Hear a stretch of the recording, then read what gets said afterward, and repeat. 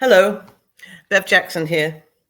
Yesterday saw the launch of LGB International with a declaration of independence. Independence from whom or what, you ask? Independence from the so-called global LGBTQ plus movement. Many lesbians, gay men and bisexuals feel that that movement has for years neglected and in some cases harmed our interests. So the new organization, LGB International, has formed to serve those interests, to oppose traditional anti-gay prejudice, as well as the more recent homophobia that we find in the gender identity or queer movement. Child safeguarding will be a key focus in this new organization. In many countries, it isn't even possible to speak about these issues. When Kate Harris and I founded LGB Alliance in the UK in 2019, we were inundated by messages from around the world, thanking us and asking us for help. It is time for a global drive to revive the gay, lesbian, and bisexual rights movement. Although I am a co-founder of LGB Alliance will not be running LGB International. This will be a separate organization. LGB Alliance will represent the UK in that organisation. In a moment, I'll introduce you to Frederic Schminker of LGB Alliance France, the chair of LGB International, who will serve in any case for the first year as the organisation gets going. Also joining us are representatives of the member organisations for Australia and Colombia. So let's get the introductions underway. Hello, first of all, Frederic, please introduce yourself and tell us a little bit about why you decided to do this. Hello, so my name is Frederic, and I have been involved in LGB activism for a long time. I initially was on the other side of this issue. When I was a student at the University of Oregon, I was an LGBT activist. And I remember what really made me realize that that organizing was necessary was the undemocratic nature and self-flagellation and guilt that pervades all these organizations in traditional LGBT activism. I think it's very important that we strike into new territory and establish a movement based on common sense and recognizing the reality of biological sex. Thank you, Frederic. Well, there's lots to unpick there, and we'll come back to many of these issues later on. Nicole, could you tell us from Australia, which has been so much really at the centre of all these issues, hasn't it? It certainly has, Bev. I'm one of the founding members of LGB Alliance in Australia. Since about 2020, we've been running, and I came to this. I've been out for nearly 40 years as a lesbian. Came out in the mid-1980s, so I'm kind of a bit of a dinosaur, really. But I've watched over that 40 years of how our grassroots gay and lesbian liberation movement has basically been taken over and completely changed from the movement that many of my generation knew. And it's not all for the good, that's for sure. It's been corporatized. There's a huge amount of money involved. I see anything LGBTIQ plus now as basically the marketing arm of the trans medical industrial complex. And they've been, very clever in the way that they've marketed all of this to gender non-conforming, mainly LGB people, because let's face it, we are traditionally the gender benders in the world, the gay and lesbian and bisexual people. So that's certainly been the case, when I was younger. So that's why I've become involved. I don't like what's happened to gay LGB rights. They've just gone out the window. LGB rights gone out the window. Well, Daniel, is that the case in Colombia? Can please introduce yourself and tell us why you got involved? Hi, thank you, everyone.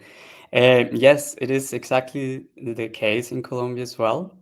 I got involved, I created this group, LGB Colombia, together with a friend because we noticed how very few voices, few people were questioning that what for us was overt and clear homophobia and misogyny coming from a movement that was supposed to be on our side, that was supposed to be fighting for our rights, and no one was questioning, or very, very few people, mainly feminists.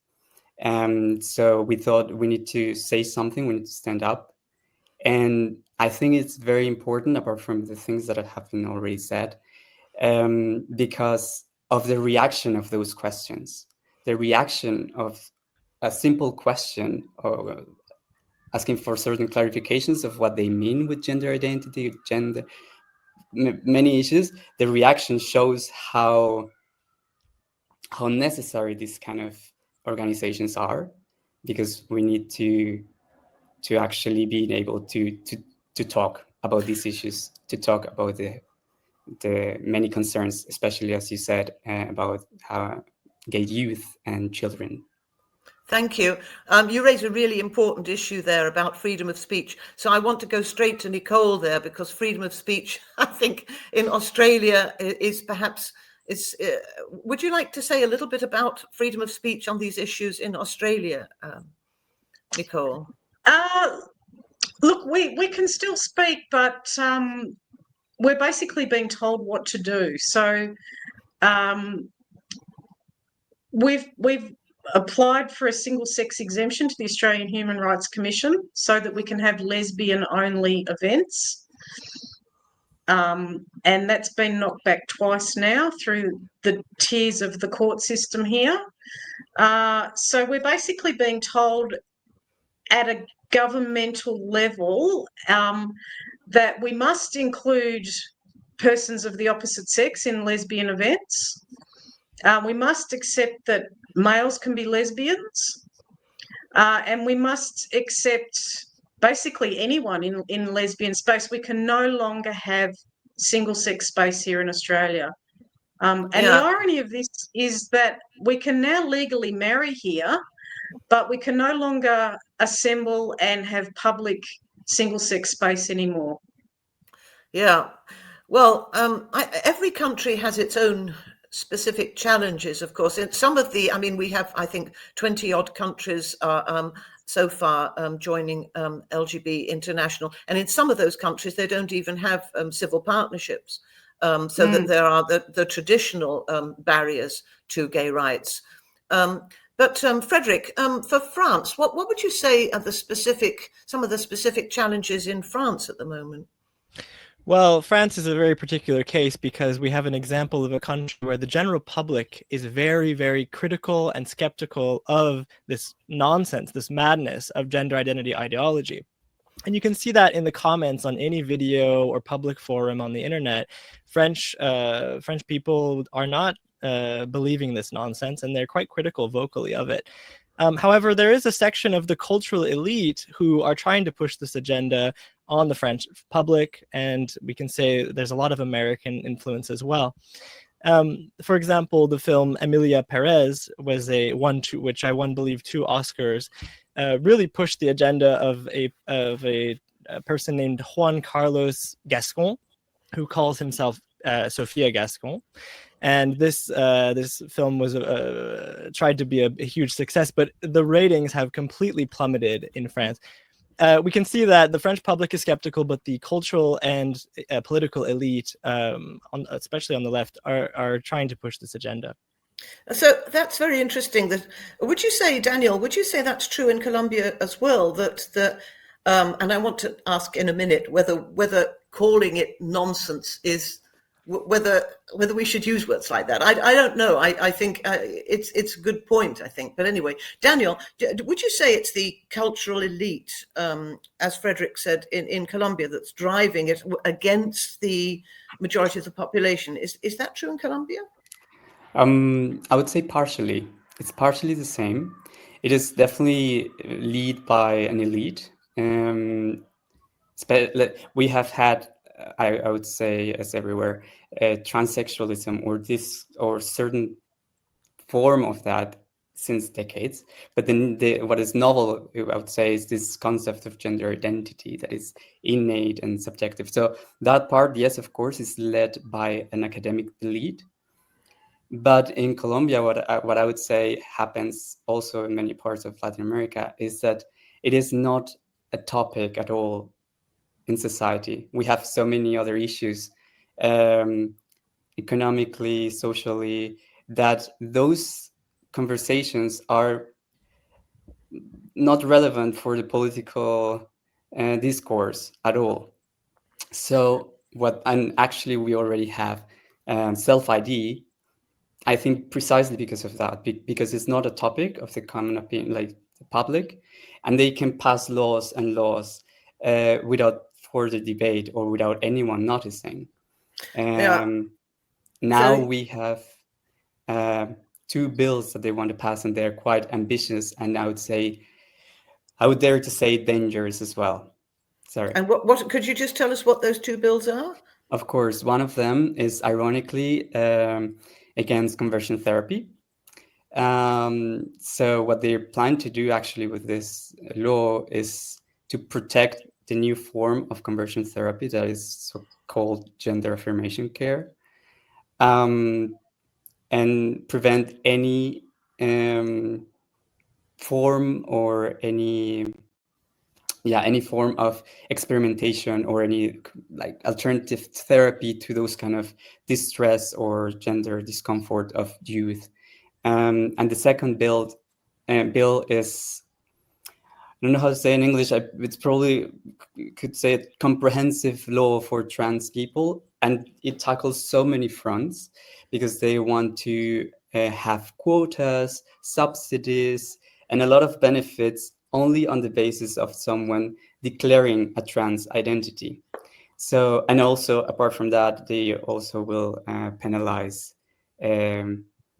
misgendering someone, for example. Like this comprehensive law is tackling so many issues, or this bill is not law yet, but this bill is tackling so many issues that it's quite ambitious and it's very dangerous for many reasons, not only from a homosexual perspective, but in general, the democratic society. That certainly sounds very, very worrying.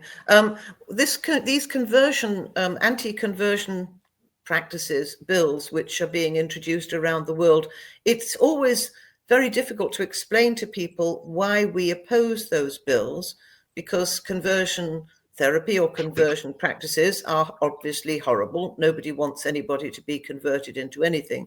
So it's a kind of language game, isn't it? It's a kind of language game. What we're really opposing is the idea that a girl who says she's a boy should be immediately affirmed as a boy. We don't think that's a sensible way to go. Nicole, is conversion, what's the state of conversion practices bills in Australia? In the state where I am, we have conversion practices bills that came in maybe a year ago. So basically, a medical doctor, a psychologist, a psychiatrist, anyone in the sort of mental health field or, physical health field can be sued if they don't always positively affirm someone's self-declaration of their trans identity. At any age, Nicole? I believe so. So, I believe so. Some young child comes in and says she's the opposite sex, you just have to go along with it. Yep, you have to go along with it. You cannot challenge it. And what's so awful is that because when you've got laws like that, therapists don't dare to take those children as patients. No, that's right. And therapists that I know say they send those kids straight to the gender clinic. Yeah, that's really. Is this New South Wales or Victoria? Victoria, yeah. Yeah. Frederick, what's the state of these conversion practices things in France? Now, it's a different issue in France because we actually have very good news on the front of an attempted ban of puberty blockers and cross-sex hormones, as well as surgical operations for minors. And this has already passed the Senate, and it's waiting to go through the House of the Assemblée Nationale. But because France is having a difficult legislative period, no bills are passing in this moment, and that's been the case for over a year. But we should expect, we're crossing our fingers that this law will pass, because what it does is it was initially set to ban puberty blockers entirely for minors, but it has been renegotiated to apply a 2-year waiting period from the initial consultation to the prescription of the first puberty blockers. Now, this could be seen as an effective ban because some of them are starting at 15, but of course, it's not what we would like. We would like a full comprehensive ban on puberty blockers, but it's a step in the right direction. So France is moving forward in that direction of banning the medicalization of minors, and we're really banking all our hopes on that. Yeah, this medicalization issue is so important. For decades, what gays wanted was to make sure that nobody medicalized us. Of course, you don't need to be medicalized if you're gay or lesbian or bisexual. And now it seems that the queer movement is fighting for medicalization. It's really quite shocking. Nicole, when you first when you started spreading your ideas and formed LGB Alliance Australia, what kind of reactions did you get from the people around you?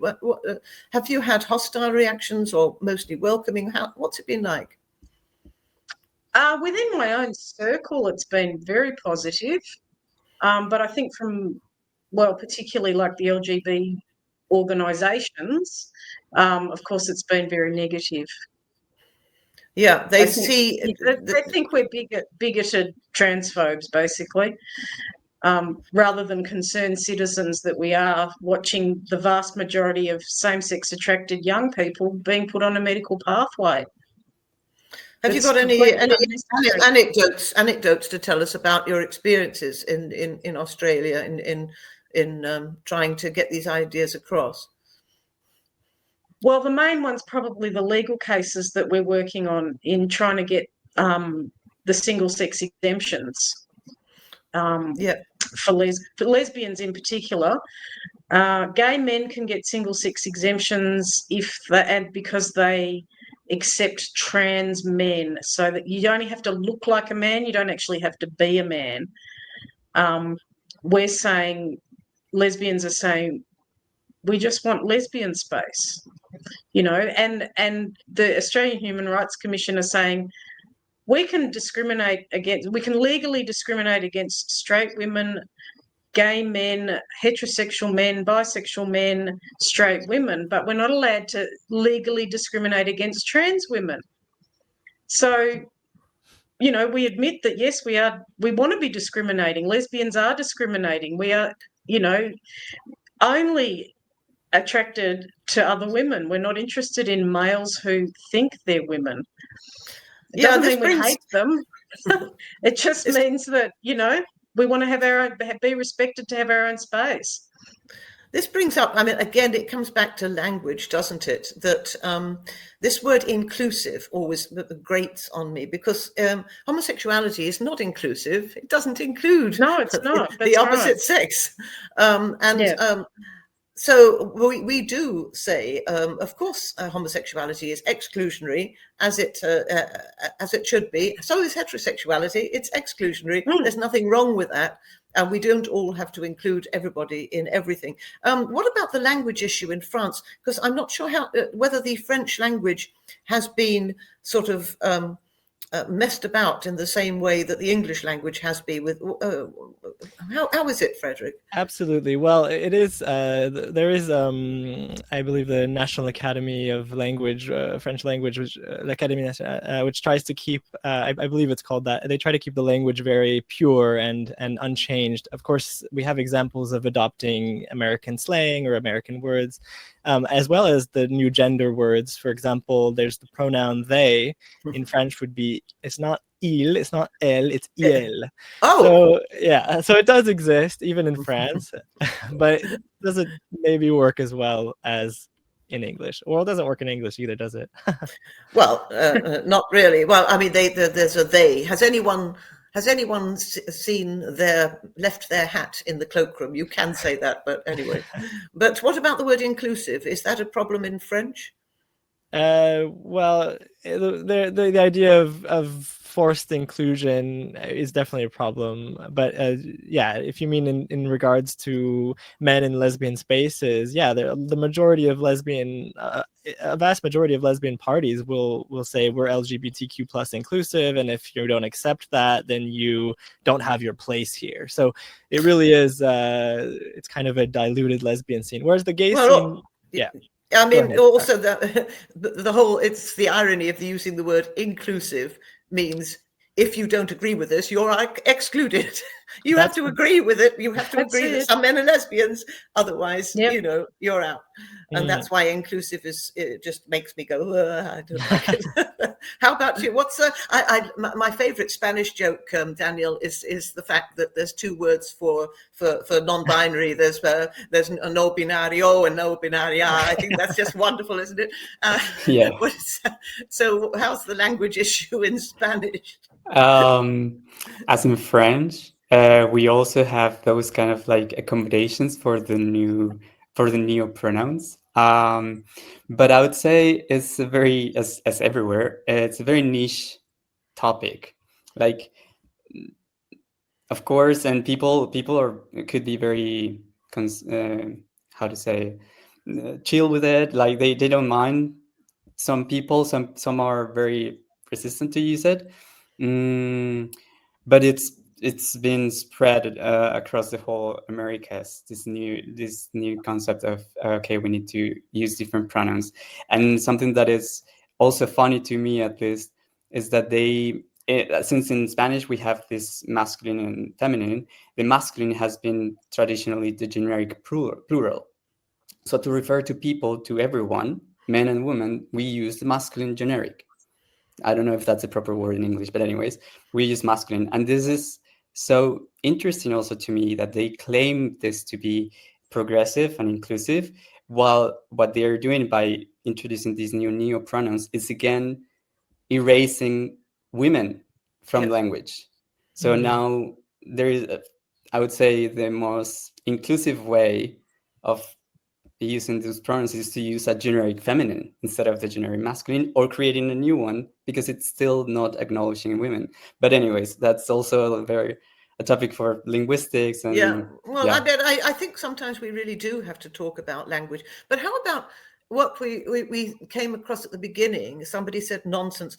Do you think we should say all this gender nonsense? Is that helpful? I mean, when we're trying to explain our position to young people who have been surrounded by all this this doctrine at school and at university, and they hear us calling it nonsense, and does it alienate them? Or do you think that we should just really take a stand and say, no, it is nonsense? It is nonsense. You know, we don't believe that people have a gender identity. It's sexist nonsense. I mean, I think that's something that probably we will find people will have different views on that. What's your view on that, Nicole? Look, I think it's basically comes down to belief, doesn't it? That I don't believe I have a gendered soul. I have a sex and a personality. And I respect your right to believe what you want to believe, but I'm not going to believe what you believe. And I hope you respect that I have a different belief to you. It very much comes down for me to that this is completely just different beliefs. Yeah. And like most conflict in the world since time immemorial, it's been about differing beliefs that the most conflicts happened. And I think, you know, I can respect someone who thinks they have a gendered soul if that's what they want to believe, but please don't force that on the rest of us that don't have that belief. Yeah, Frederick, do you think about the language that you use when you're talking about these things, which you may think and I think are nonsense? Do we just say that they're just nonsense? It's a really good question. I think there's a diplomatic line to tread, depending on who you're talking to and who you're trying to convince. I think it could come across as harsh, but I also think that I think it could come across as harsh. I think we have to be very clear in our language. There are two sexes. Gay men are attracted to men. It's in the definition. Women who are attracted to women are lesbians, and bisexuals are people of either sex attracted to both sexes, but there are only two sexes. And I think I think that's interesting that that is received as an attack or something that someone will take personally. And I think that's what we have to remove from this debate is people shouldn't be taking things personally when they are facts. And I think that Nicole raised a very important point. And I think we should add to that your liberty stops where mine begins. So if you choose not to adhere to this idea of gender identity, that's your right. And it shouldn't be deemed offensive to not do so. Exactly. Danielle? I agree with both of them. I think Nicole brought up something very important, is that this is a system of beliefs. And as many people could find any system of belief nonsense, like Christianity, Islam, Buddhism, could be nonsense for some people, this system of beliefs could be also deemed nonsense for some others, right? Like and what Frederick said, like there are certain facts that need to be acknowledged, and if they are in a position of your system of beliefs, it's not up to us to bend them so that they adhere to you or to your idea of the world. I think freedom of speech should be protected. So if some people want to regard this certain beliefs as nonsense, I think they should be free to say so. Thank you. And if it helps or not, it's up to, I would throw the ball to them, because I think they are the ones who are making some people think that this is nonsense, not us. It's not like we are just pointing to the fact that there are two sexes, and they are the ones making a lot of inconsistent arguments that make people think this is nonsense. So whoever's got a siren, okay. So here we are. We've been talking a few sort of we're talking around the issue, but now we are LGB International. We are a global organization for lesbians, gay men, and bisexuals. And as I said before, every country will have its own challenges, but there are some things we believe that we can do together, and that's why we're joining forces together to revive the lesbian, gay, and bisexual rights movement. What do you think are the main what's the main work that we have to do? What are the main challenges that we have, Frederick, as we look to the immediate future?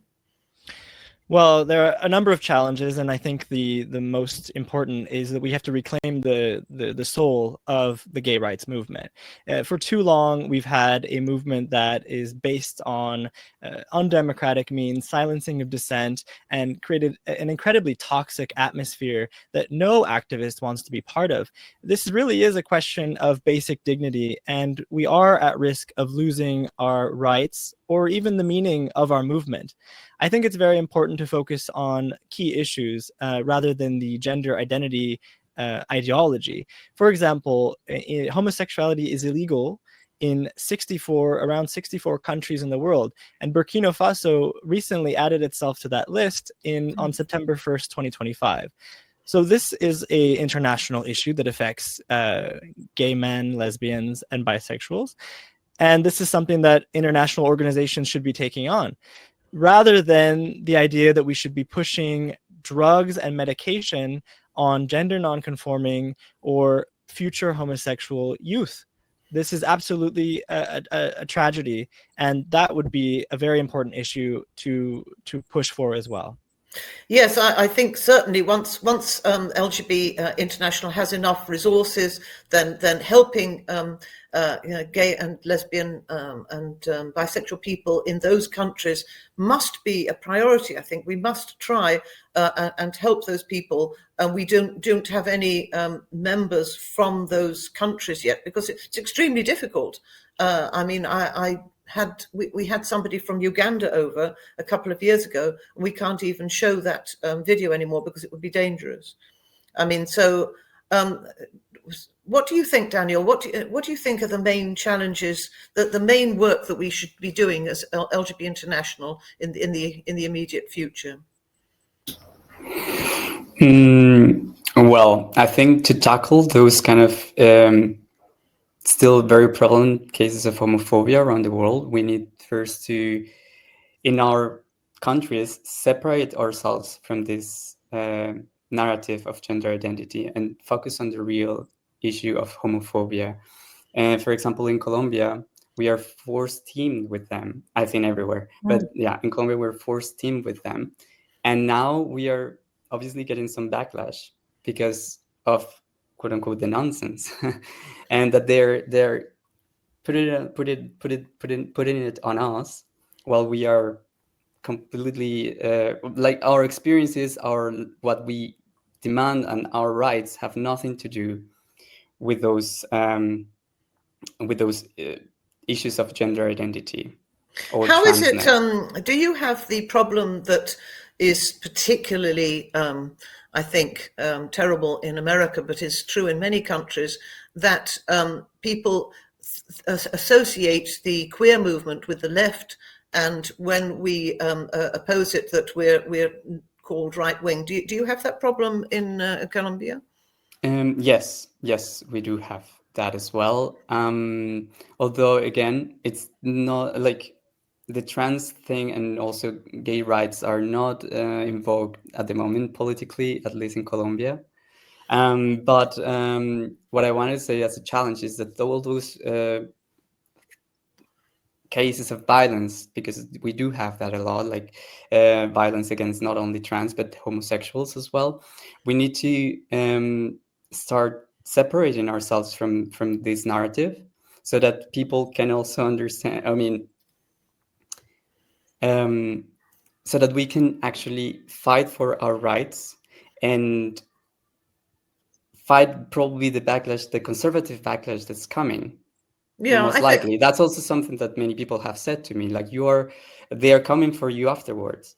And it might be true, but it's because of this forced teaming, this guilt by association, that we are now in this predicament. But we need to fight both sides of the homophobia from every side. Like right now is so-called progressive, but also we might see then the conservatives. And if it has to be like that, I guess that's how it has to be, and it's okay. We are ready, I guess. Yeah, well, we've spent a long time talking exactly. we informally, and now that we're forming, I think we're feeling quite strong. It's been we've felt a lot of energy in our meetings recently, and it's really quite exciting. I think that one of the things we have to do, I don't know if you agree, Nicole, is to reintroduce the idea of sexual orientation, which the queer movement seems to have wanted to get rid of. Sexual orientation. Absolutely. That's what LGBT people have in common, that we're our sexual orientation is to people of the same sex, or in the case of bisexuals, to both sexes. That isn't an idea. It isn't a belief. A sexual orientation is who you're attracted to. Whereas the queer movement, the TQ plus movement, is about, as you say, its ideas. Do you think we have that part of our task is to explain that LGBT people are not about ideas? This is a sexual orientation, and that the TQ plus movement, this identity thing, is absolutely. And also for people of the older generations, such as you and me, Bev, there was no TQ when we were young. It didn't exist. It's been manufactured, and people have taken to it for whatever reason, and at our expense. I think that's what a lot of people don't understand. Do you think it's been? Is it too harsh to? I speak sometimes of cuckoos, the cuckoos who took over our nest. It's a kind of takeover. It's been a kind of takeover of the gay rights movement. It's been a complete takeover of what was a grassroots liberation movement. That's the movement I came out to. And it's now this corporate behemoth with huge amounts of money behind it. We had no money back in the 80s for gay and lesbian liberation. It was a complete grassroots movement. And it's changed so fundamentally in the 40 years that I've been out. It's just unrecognisable. Yeah, well, we've seen, I don't know if you saw that in the UK at the Pride in Surrey, which is really a rather notorious little organisation, and that Julie Bindel, quite a prominent lesbian journalist, was thrown out of Pride in Surrey when she tried to interview some people. And Menno, Mr. Menno, Yes. very popular gay rights activist, was also forced to back out of the. So these are the kind of people that you and I are talking about, and that's what being inclusive means: throwing out people like Julie Bindel and Menno. That's happening here in Australia too. There's been some lesbians who I know that have gone to LGBTIQ plus events and been thrown out because they advocate for single sex space. You know, it's quite extraordinary. Do you really find what's it like talking to people in other countries, and how have you found these international meetings when we get together and we exchange stories from different countries? Does what do you get out of that, Nicole? Well, I think that the stories all have a similar thread. You know, it's that we are being excluded from what was our own movement, and our movement has been taken over by these zealots. You know, there's hideous homophobia and misogyny coming out of the LGBTIQ plus movement, and I think that's a common thread in all the Western countries. Do you think, though, Frederick? Do we have some signs of optimism at the moment? I mean, are you feeling optimistic or pessimistic about as we embark on this sort of global drive to revive the gay and lesbian and bisexual rights movement? I'm absolutely optimistic, and there's a couple of reasons for that. History tends to arc in the way of progress. Right now, we're seeing a backlash, and we've been in that backlash for quite some time. But if we look at gay history, it goes by 4 phases. We started off, we didn't even have a term for ourselves as homosexuals. It was illegal. Oscar Wilde was arrested. And then we arrived at the GLF and the radicalization and coming out of the closet. And now we're at this phase where we don't really know what's going on, and the gay movement has become very extreme. Now, at this point, it's lasted for around 10, 20 years since the 2010s up until 2025. But now we're seeing the publics around the world are becoming incredibly skeptical and critical of this. And even people in the conversations are becoming easier amongst gays and lesbians themselves. So that would be, if anything, a sign for optimism. The fact that we're a grassroots organization, that this is David against Goliath, as Nicole said, this is a behemoth. Okay, according to the funders for LGBT issues in 2021, a report, the number of funding of grant dollars by orientation went from 4 million in 2012 to 36 million in 2021 for trans, non-binary, and gender non-conforming. That's a huge jump in funding in those specific issues. But the fact that we are grassroots is a clear indication that we are the heart and soul of the gay rights movement, and we're here to change the disaster that it's become. Okay, that sounds wonderful. Daniel, do you see signs of positive signs around you? Yes, definitely. One of these is this kind of spaces. As you said, like getting to talk to people from everywhere and understand each other in this common issue. It's also encouraging. It's also you understand you're not the only one. You understand the sentiments there. And as I said to someone who also kind of threatened me with they are coming after you. I think they underestimate the resilience of the gays. We have done it before and we can do it again. And we will. And so I'm very, very optimistic. That's wonderful. Nicole? Look, I take great heart from what's been happening over your way, Bev, and also in the US. We're a bit slow down here. I think we're probably 5 years behind the rest of the world. But there's certainly reason to be optimistic, absolutely. But it's just going to take a bit longer here, I suspect. Well, I think it's just fantastic, and I feel so energized. From the beginning, when I first started meeting people from around the world, and we would get voices from, oh my God, I didn't realize, I thought I was the only person who felt this way. And which was really like back in when I was growing up, you felt that you were the only gay person. Only one. Now, Yeah. being able to speak out and to meet each other and to be able to exchange views, I think it's absolutely wonderful, and I feel full of optimism for this movement. And also, I hear a lot of younger people, sort of teenagers, who are just saying, "Oh no, that's that they them business. No, that's so last year." So I think the new younger generation growing up is also starting to realize that this is a passing phase, and I very much hope that those people growing up will play a large part in our movement.